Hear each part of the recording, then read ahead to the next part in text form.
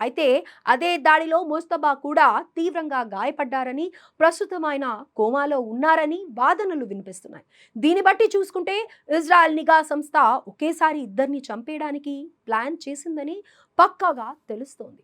ఒక టార్గెట్లోని ఇద్దరు అధినేతలను హతం చేయడం అంటే ఆషామాషి వ్యవహారం కాదు. ఒకరిని అంతమొదించడమే చాలా కష్టమైన పని. కానీ జస్ట్ మిస్ అయింది.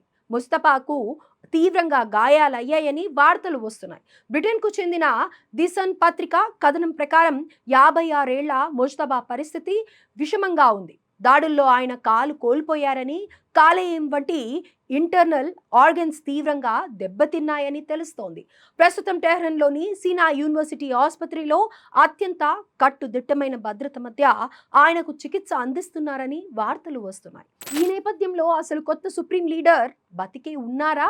ఈ కోమా అనే వార్త కూడా ఇరాన్ ఫ్యాబ్రికేట్ చేసిందా అనే అనుమానాలు వ్యక్తం అవుతున్నాయి.